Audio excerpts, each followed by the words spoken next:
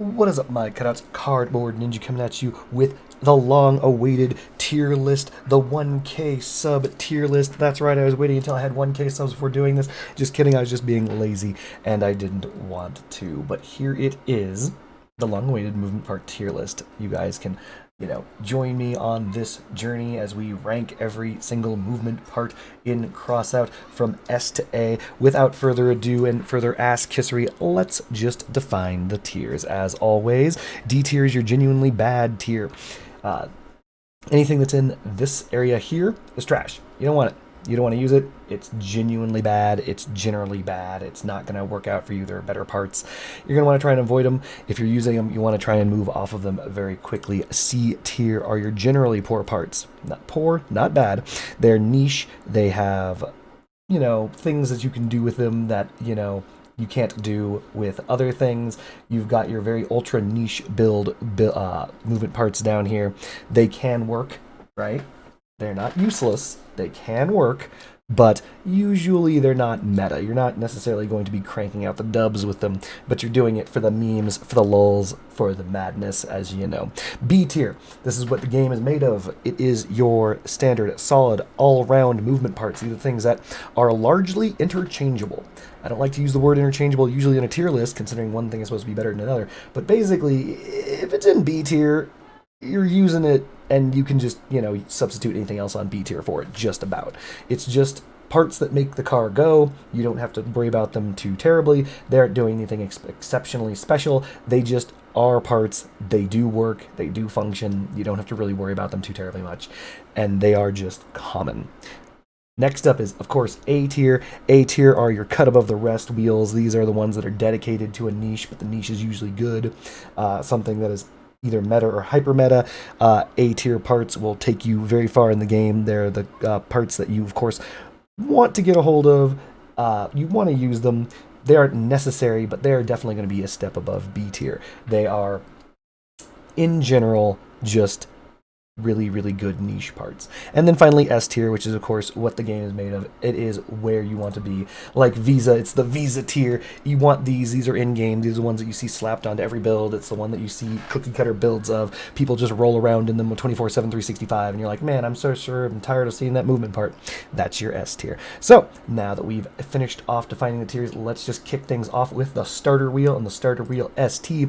The starter wheel comes in at 570 tonnage with 50 durability behind it and 40 power score. They are total dog shit. They are the only, I think, what is this, common tier item on the tier list. They are, of course, the ones that everyone starts with. Certain things that you want to be aware of when using these starter wheels, which are the ones that you start the game with, they are actually better than the next wheel on the tier list, which is small wheels, which are also in D tier. How could they be better? Well, first and foremost, even though the small wheels have about 15 more durability, they actually provide significantly less tonnage, and that's just sad. They're just sad. They just are lower tonnage versions of the starter wheels in exchange for a whopping 15 hit points, which is about 2 bullets from a machine gun. Not really much to say about either of these wheels other than that they are poor. Next up is the buggy wheel and the buggy wheel ST. These are phenomenal wheels. Dropping them straight into A tier. Once again, they are niche because they have a perk. That perk says that the speed required to activate other items or weapons or anything that has a perk that is keyed on your speed is reduced by up to 40%.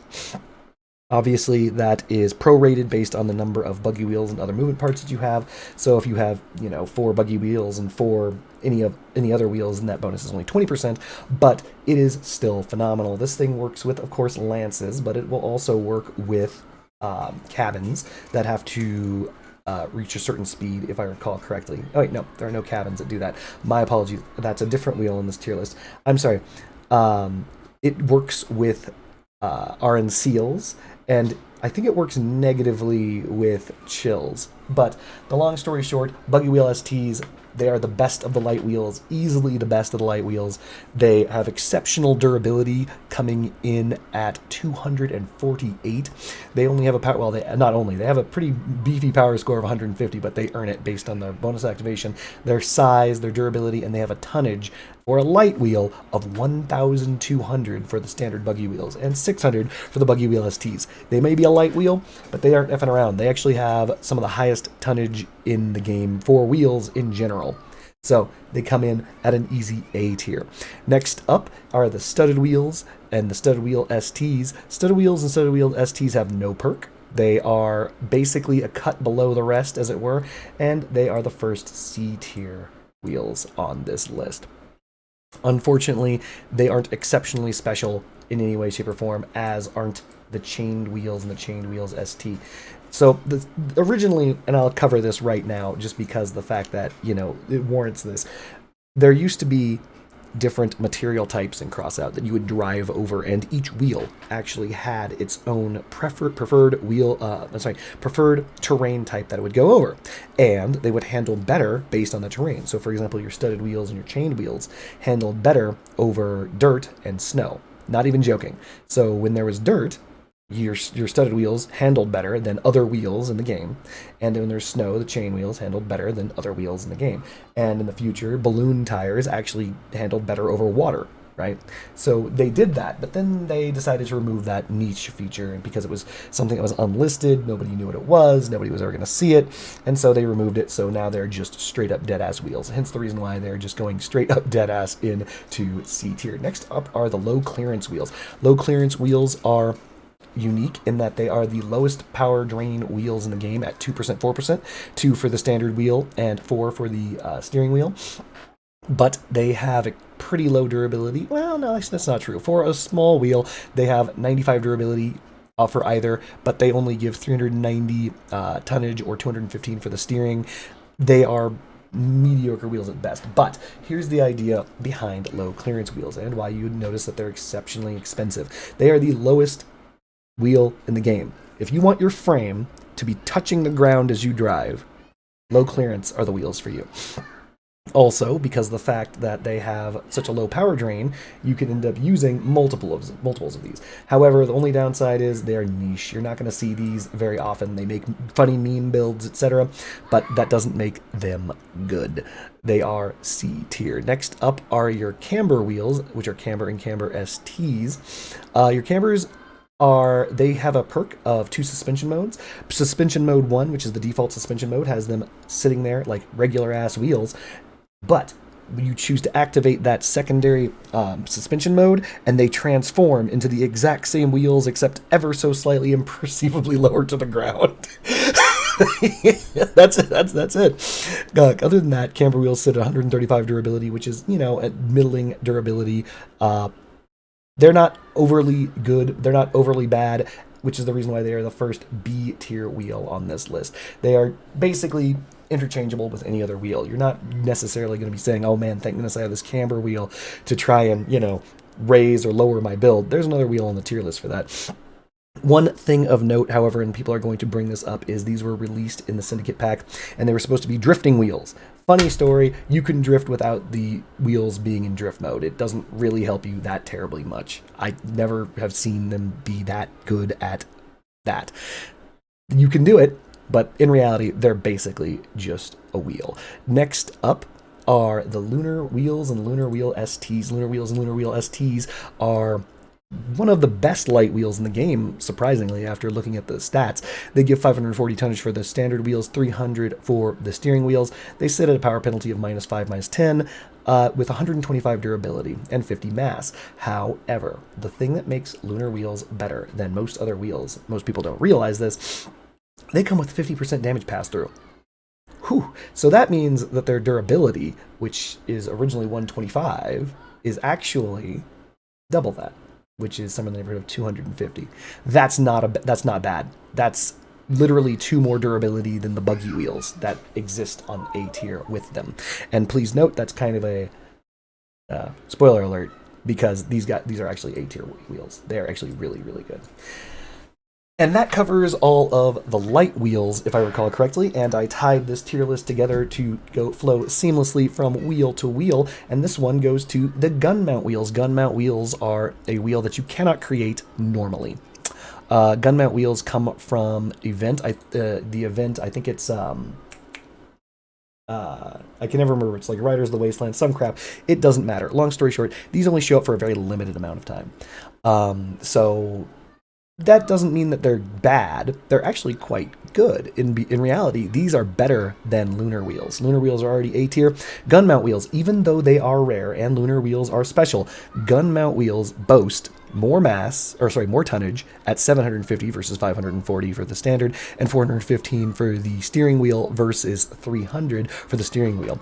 They, of course, take a little bit more power at 8%, 15% instead of a 5%, 10%, but they also have the 50% pass-through mechanic, and they have 132 durability versus the Lunar Wheel's 125, which means that its actual effective durability is 268 dura.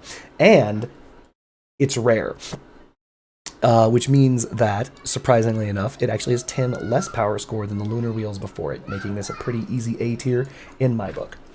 Which brings us to the classic, the legendary, the man, the myth, the legend, the medium wheel. This is the bread and butter of the broke-ass crossout. If you are new to crossout and you're like, oh man, I just started the game and I need to, like, you know, throw wheels on a build or anything like that, you're using these. Honestly, you don't need many medium wheels. In general, if you're going to use medium wheels, you want to use 6 of them. They have no special abilities. They are just decent, good wheels. And they are also the highest common rated item on this tier list, sitting at B tier. They're average. I know what you're thinking. You're like, these aren't necessarily interchangeable with cambers. Yeah, they actually are, because if you're looking for a certain power score, these basically interchange with each other. They are decent wheels, and you get them at the meager power score of 40. They have 750 tonnage and 415 tonnage, respectively, for the medium wheel STs. Their durability is a middling 110, which makes them average. They are just the most average wheel, which would put them at the dead bottom of B tier, because they are interchangeable, but you kind of want to upgrade to one of the other interchanged wheels that exist. Next up is the Stallion. So the Stallion is a special wheel similar to the Camber and Camber ST. The Stallion and the Stallion ST have 2 suspension modes. The difference between the Stallion and the Camber is that you can actually notice the difference when you activate the suspension mode. The Stallion is a very niche wheel, but when used appropriately, it can actually be pretty good. Its stats are actually phenomenal, sitting at 820 tonnage and 455 tonnage, respectively, for the Stallion ST. They have 140 durability base and 80 power score. These are cut above the rest wheels. They are very, very good, and that's the reason why they're hard to get. Next up are your balloon tires, your balloon tire STs crafted by the engineers.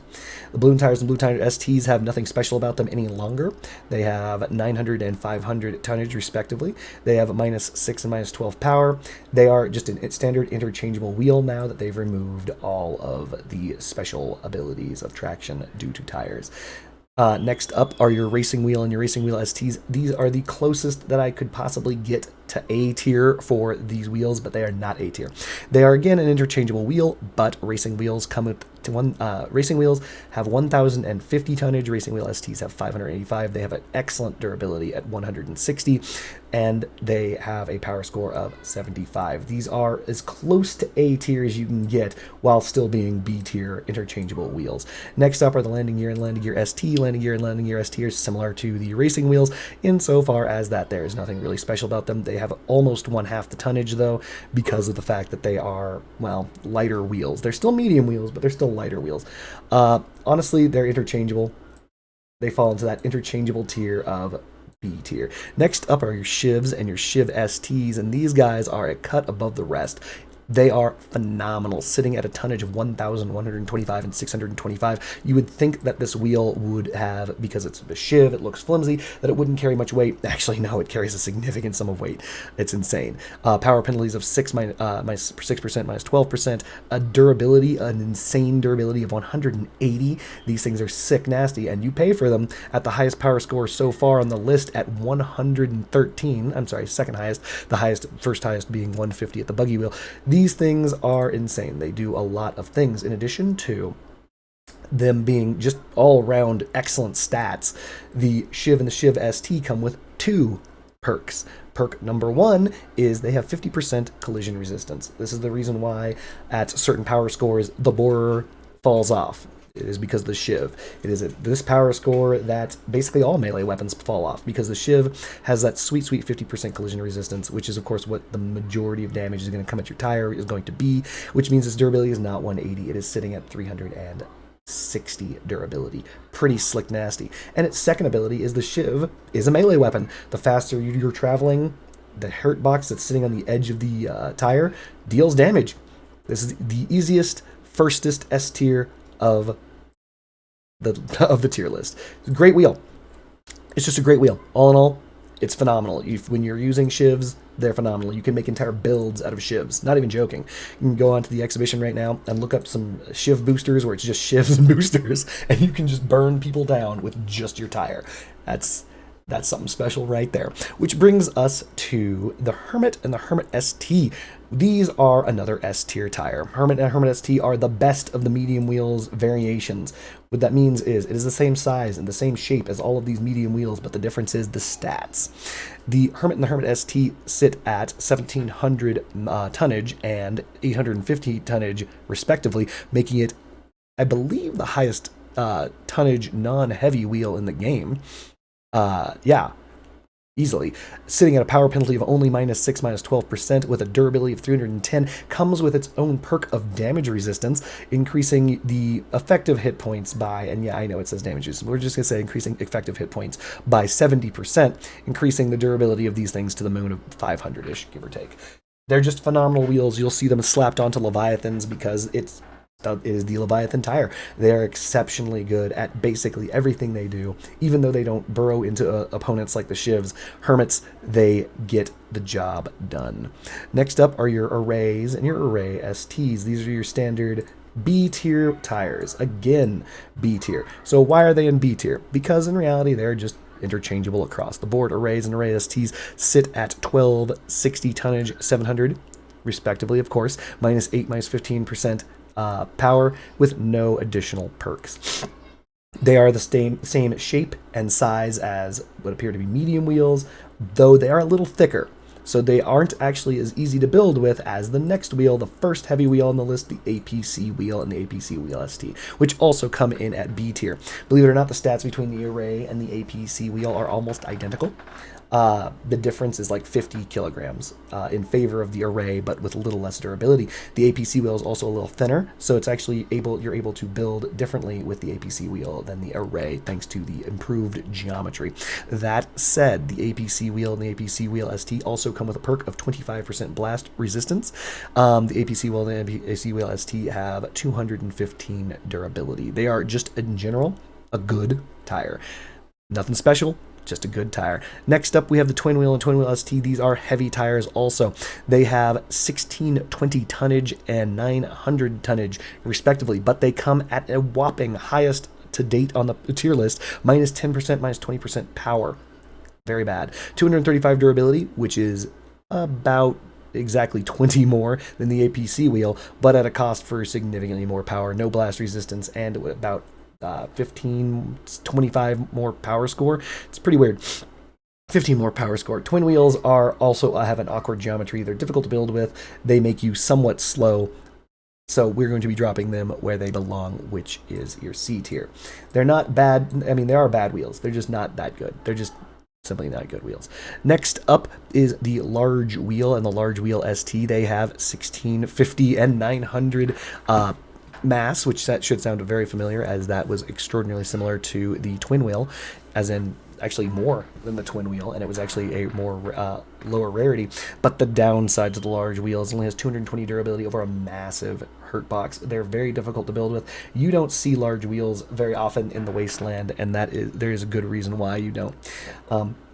There are a couple of builds out there that you can use if you want to tilt your build with large wheels, but they are in general pretty danged poor, and you don't necessarily want to use them. They skirt out a D tier, but only just. Which brings us to the Bigfoots, recently buffed in the most recent patch. These big old nasty tires come in at 2,250 tonnage and 1,250 for the steering wheel. That is, yes, more than everything else that I have mentioned on this list. So they come in as a chunky tire. They are a heavy tire. In addition to that, their power penalty was also improved from 1020 to -8%, -15%, making them better, making it so your build has better acceleration when you use them. And in addition to this, they also have 565 durability. And in addition to this, they have a perk. And that perk is the the distance that you need to travel. And this is different than the buggy wheels, which is the speed for bonus activation. This is speed for bonus activation. The distance that you travel is cut by 50% to perks that charge based on movement. This includes but is not limited to the cheetah. This includes but is not limited to the favorite. This includes but is not limited to the blight.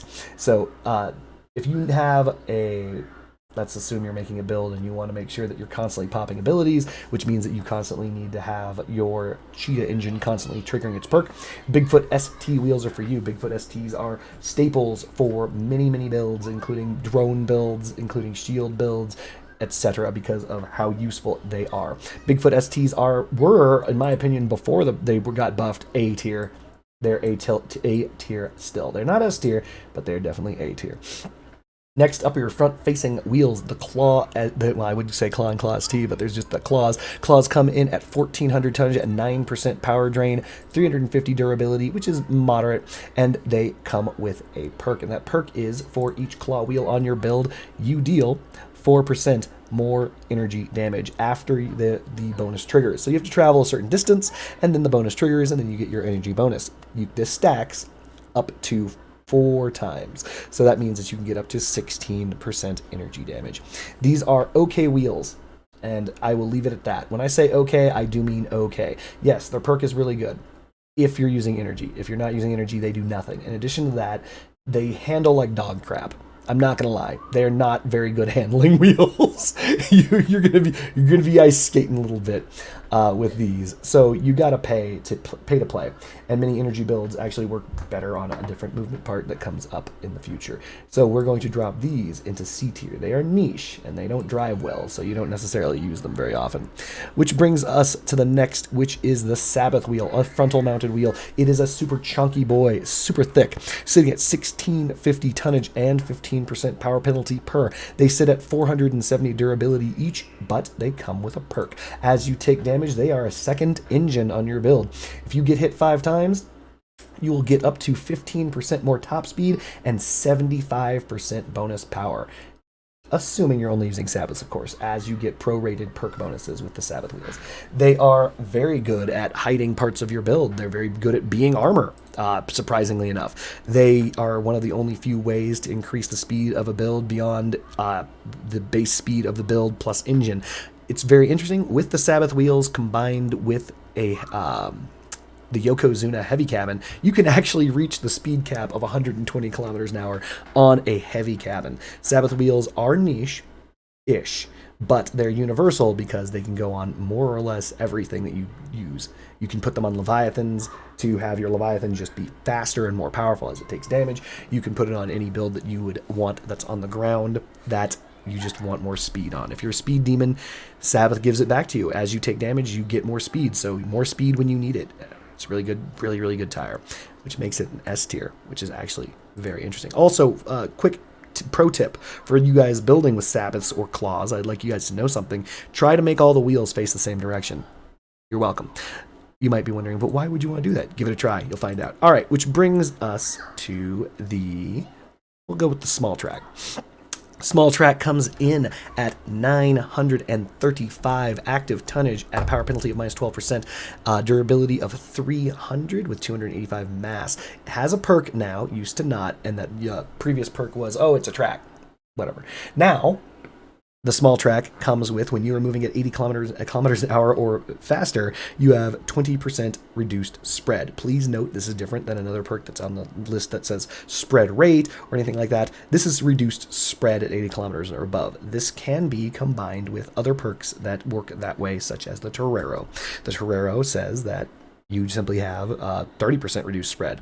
So at 80%, you combine those two, you have you have an additional 50% reduced spread. Small tracks, regardless of that perk, that's not why this is going to get the rating, get to a position that it's going to go to B tier, not because of its perk. The perk is more or less irrelevant. It's fun to have it. It's not overly important that it exists, but yeah, it's basically the reason why it's going to B tier is because it has a 90 kilometers an hour top speed. This is the first movement part on this tier list with a speed limit, and speed limits exist on certain movement parts to prevent them from becoming either A, overpowered, or B, destroying the game physics. And so this small track unfortunately has a cap of 90 kilometers an hour, which is fast, can be increased to 100 kilometers an hour with the Golden Eagle, which is fast enough to keep it as an average tire at B tier. The next thing on our list is the armored track. The armored track is a chunker's track, one of my favorite movement parts in the entire game, only because of the fact it was one of the first, I think, no, it was the first epic movement part in the entire game that I made because I was poor. It comes in at 4,000 active tonnage at a power penalty of minus 40%. It has 1330 durability and it costs 1440 mass to put on your build and a power score of 625. The armored track itself has multiple different resistances, as do the small track. My apologies for not bringing this up. All tracks have basic bullet resistance of, I think, 25%, and they have collision resistance of like 25%, and so on. The armored track has an additional type of damage resistance of blast of 25% as well. So the armored track is very well armored. The armored track's perk states that if there are 2 or more enemies within 40 meters of your build, all parts of your build, with the exception of the cabin and weapons, have 25% damage resistance. That's not a bad perk, to be honest, but the problem is your movement speed is 65. I'm sorry, is that correct? Yeah, that's 65 kilometers an hour top speed. They're barely viable. The perk is pretty good, but in reality, it is still very niche. You're going to get slapped around a lot to get that perk out. It's unfortunate. So it's going into C tier. You can make some niche damage reduction builds with it, and it'll be fun for a little bit, but you're not really going to be pushing the meta, and in reality, your lifespan is going to be very limited. Next up, we have the brand new track, the Sleipnir. The Sleipnir is different from the other tracks insofar as that it raises your frame higher than the upcoming hardened track, obviously the small track, and even the armored track. So it's really high off the ground. That's one of its claims to fame. In addition to that, it comes with tonnage of 1650 at a power penalty of 20%. It has 500 durability with a mass of 340. Its power score is 370, and its perk, because it does have a perk, is 25% weapon rotation. Just straight up, you don't have to be moving a certain speed or anything, just 25% weapon rotation. And it has a top speed cap of 80 kilometers an hour, which does make it viable.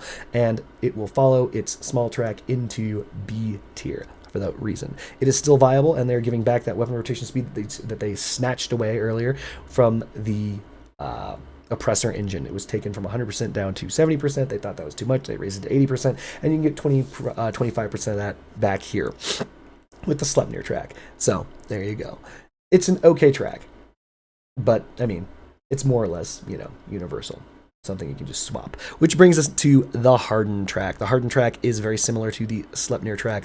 It has more tonnage at 1850, but more power penalty at minus 22%, more hit points by 100 at 600, and a mass of 400 with 300 power score, which is interesting because it has a lower power score. Its perk is it also has a speed cap of 75 kilometers an hour, 5 kilometers an hour lower than the Sleipnir.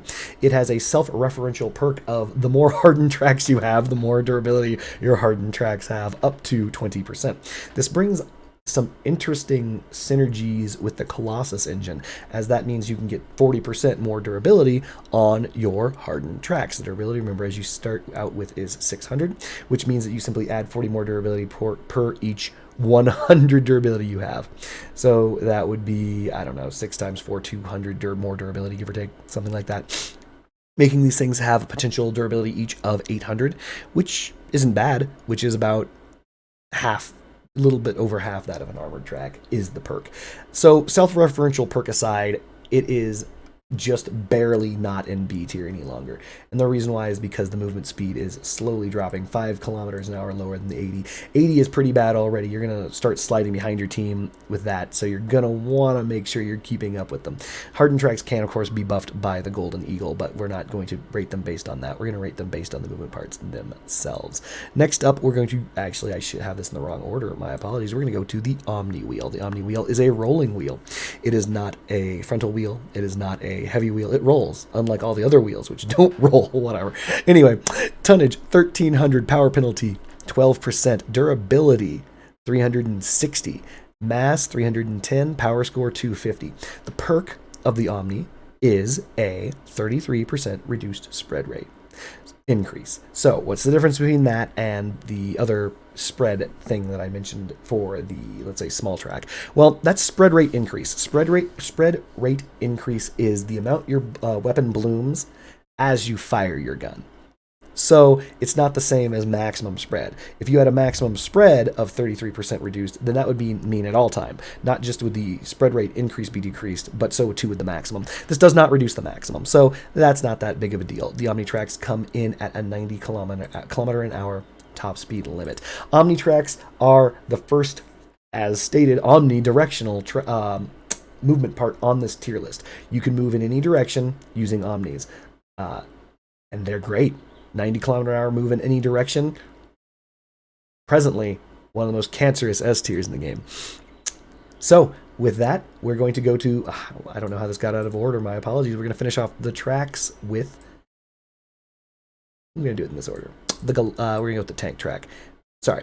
So next up will be the tank track. Ignore the order at the bottom. It doesn't matter. The tank track sits at 4,800 tonnage, which is 800 more than the armored track, sits at minus 55% power penalty with a durability of 1440 and a mass of 1550, which is getting up there. 800 power score means you probably don't want to put too many of these tank tracks on your build. This has a perk of whenever your build is at 65% or lower durability, the top speed of the track jumps 10% or 10 kilometers an hour, and your build gets 25% more power. However, the downside of the tank track is this perk will only ever work under any circumstances if the only movement part on your build is tank tracks. And the second thing is the tank track's speed is 60 kilometers an hour. That is not very good. Unfortunately, at 60 kilometers an hour and having to lose most of your build in order to make it, the tank track also lifts your build really high, and it's really difficult to build with, to be honest. The tank track also isn't large enough to use as shielding armor as you would want to. There's just a lot of stuff that you can't do with the tank track. Additionally, losing 65% of your build just to increase your speed to 70 kilometers an hour, that's a terrible perk. That's not a very good perk. So ultimately, the tank track is going to come in at another D tier. That's right. But you guys didn't expect to see D tier rolling around. In all honesty, there just is not enough niche things that you can do with the tank track to drop it into C tier. It's just not that good. Next up, we have the Goliath track, the largest track, and I believe the largest movement part in the entire game, coming in at 6,000 tonnage, minus 70% power, 1,600 durability, 1,800 mass, and it's going to cost you 1,000 power score. It comes with its own perk now that any object attached to the hard points on the Goliath gains 10% bonus durability. So if you mount things directly to the Goliath, it just gets more durable. Pretty neat stuff. Other than that, it has a speed limit of, unfortunately, very low 55 kilometers an hour. There are several niche things that you can do with the Goliath, such as, well, block your build off. You can see people who use other movement parts with the Goliath using Goliath as armor. Works on Leviathans, AI Leviathans, not actual living CW. There's a lot of things that you can do with the Goliath track. Ultimately, the largest problem with the Goliath track is that its greatest strength is its greatest weakness, and the Goliath's greatest strength is as large. You can basically block off your cabin, you can block off your whole build, and have it protected by a Goliath track, and you're like, wow, perfect, I'm safe. Its largest weakness is that it only has 1,600 durability. While that sounds like a lot, believe it or not, if your entire build is sandwiched between two Goliath tracks, everyone's going to shear right through that track. They're just going to aim their weapons at the track and just destroy it, because they know that on the other side of the Goliath track is most likely an ammo crate or your generator or something else that you put on the other side of the Goliath track, thinking that the Goliath track will protect you forever, and it won't.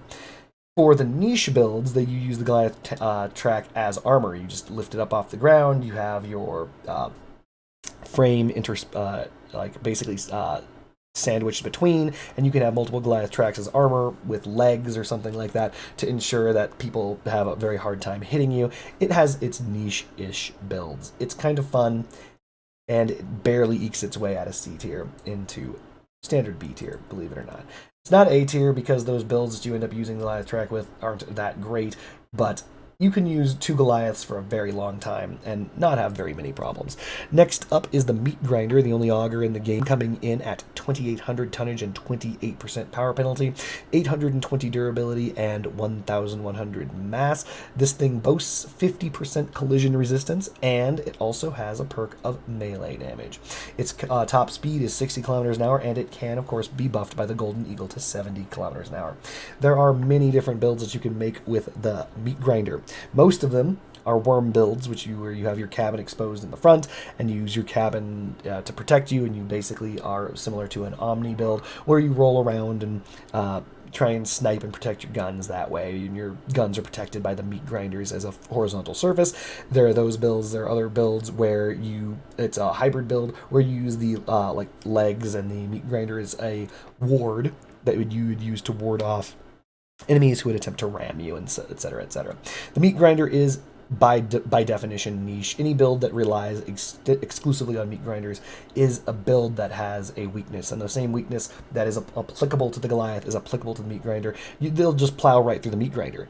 It's got 820 durability. It used to have only 600 something, but after everything got buffed in durability, it's up to 820, but they'll just plow right through that. And and we all know what's right on the other side of the Meat Grinder, which is all of the juicy innards that you put right behind the Meat Grinder, thinking that they would be forever safe. No, so most of the time, the weakness of the tracks are the tracks themselves. By the way, a minor aside for the armor track, I'm just going to go back and say this right now. Armor tracks are very rarely destroyed, and this is because armor tracks don't armor very well. Most cabins peak above the armored track's side, and so people feel like they can miss the track and deal damage to the actual cabin, but then they end up hitting a little bit on the track, and due to the armored track's great armor perks and features, the armored tracks usually are never destroyed. You usually die before your armored tracks get removed. That's all I'm saying. Anyway, Meat Grinder is also C tier. It has its uses, it has its fun. You can make some fun builds, but you're never going to really see them in the ultra meta. They are good, they have their niche, but very, very, very niche. Next up are the ML200 legs. ML200 legs have the following stats: 2,400 tonnage each. They each cost 25% of your your engine power. They have 750 durability, which is down from 810 what it used to be at 5, and this comes in at 900 mass. 400 power score each, and they have a worthless perk that has always been bad. And that worthless bad perk is it reduces recoil and impulse received by 20%, which this means is you fire your big guns, you have 20% less recoil. You get hit by big guns. More importantly, if you get hit by toadfish at this point, it reduces that by 20%. These things come in at the unenviable lowest top speed of any movement part in the game of 50 kilometers an hour. What can I say about the ML200s other than the fact that they keep finding all the problems to the ML200s and fixing them by releasing better movement parts. These things barely scrape their way out of D tier into C tier, and the only reason why is because there are people who make niche builds with the ML200s that can and do function, but only when with coordinated teams. You're not going to use the ML200 in a standard battle and go out and win fights because you're going to get slapped down. ML200 legs also have an additional ability of being able to be mounted on any side of your vehicle, front, rear, or sides. So you can kind of use them as armor. They look cool, but in reality, at 50 kilometers an hour top speed, they are remarkably, they're just a detriment. Most of the time, what ends up happening when you use ML200s, the entire enemy team will be cresting the hill, and you will be alone and by yourself because you could not keep up with your team. And they will kill you for free. It doesn't matter how good or how big your build is, you're not going to beat 7 players. That's just not how it's going to work. So ML200s barely make it into C tier. I'm only giving you C tier because I don't want to get shit later for putting you into D tier. Next up are the Big Rams. Big Ram tires are mecha legs similar to the ML200s. They have a unenviable top speed of 45 kilometers an hour, lower than the top speed of the ML200s, but they have a perk. We'll go into that after I go over the stats of the big rams. They come in at 1900 tonnage at minus 20% power. They have a durability of 600 each, and they will cost you 700 mass, 360 power score.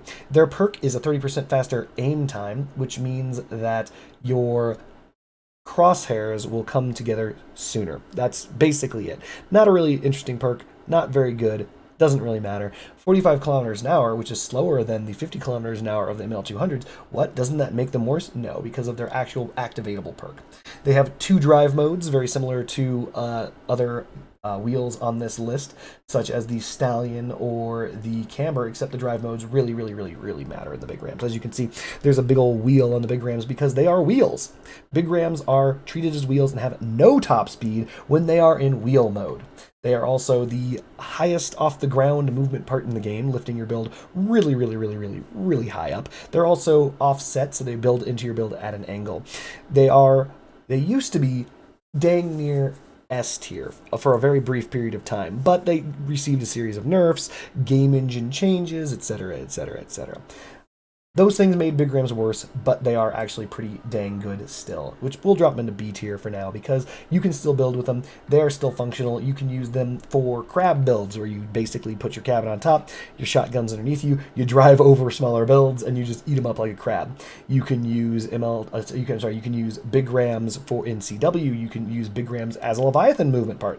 Believe it or not, there are multiple builds out there that try to use the what is that dang relic called? The Ripper, to put down a significant sum of Ripper shots into the ground that if your Leviathan crashes into, it ends up losing its frame, you get embarrassed and you die. Well, people keep their frame away from the ground with big rams, yada, yada, yada. You also keep your speed because they're wheels, they have no top speed, etc.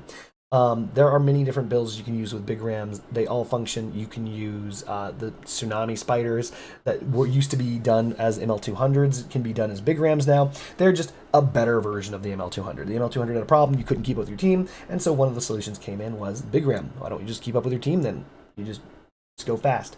Certain things exist now, so there's power issues, etc. Some of those got fixed, some of them didn't, but the big rams are in an okay spot right now as of the present meta, sitting in at B tier. Next up is the Geri 1. I don't know how it's pronounced. It was released in the most recent patch and is the reason why I didn't release a movement part tier list, because I needed to actually see and handle these. These things come in at a tonnage of 1600, with a power penalty of minus 17%. They have a durability of 450 each and 560 mass. They have a power score of 340. They have a special perk of you have 15% to 30% reduced spread when moving. This is a perk usually used and reserved for hovers, but is given to you on these legs because these legs are the fastest moving legs at 70 kilometers an hour.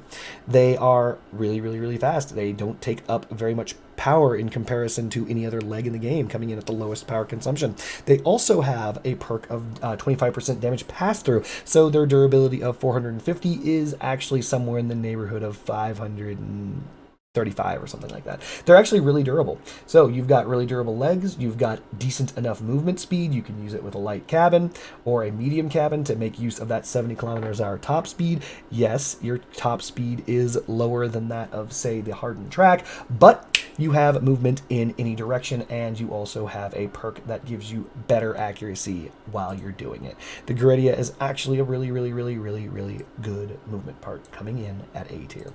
Next up, we have the Icarus 4 and the Icarus 7. Will handle both of these suckers at the same time. Icarus 4s have a tonnage of 1350. They are the heavy hover, the red hover. They look kind of, if you look at the graphic, they look kind of old school. They're like beta hovers. And they have a power penalty of 10%. Their durability is 252, and their mass is 325. They have no perk. And they have a maximum top speed of 75 kilometers an hour, dropping them into C tier. The Icarus 7s, also hovers, come in at 900 tonnage.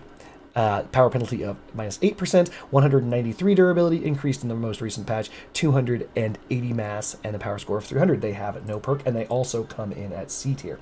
Now, a lot of people are saying, wait a minute, hold on a second, Cardboard Ninja, you're just saying this shit right now, trying to get clicks. No, I'm actually dead-ass serious. These are some garbage freaking movement parts, and here's the thing.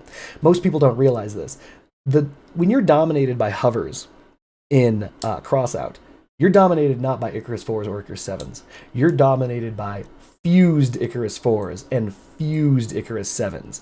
So fused Icarus 4s and fused Icarus 7s that are fused for acceleration, basically acceleration. It doesn't matter what the other fusion is. These things are like night and day. They are very snappy. They are very fast. They are very responsive. You can peek in and out of cover. You can dance around dogs. You can outmaneuver anyone, so long as they are fused. They are the most expensive movement part in the entire game because they're completely effing useless unless they're fused in a very specific way, forcing you to wait for fusion events or paying out the butt to constantly fuse and refuse your Icaruses or Icari until they actually matter. The difference between the 4s and the 7s is the 4s used to hover lower to the ground than the 7s. I believe they still do, but only by a very slight amount. The Icarus 7s are lighter, they have less durability, and they have a top speed of 90 kilometers an hour versus the Icarus 4s, who only have a 75 kilometer an hour, very, very low to the ground hovering.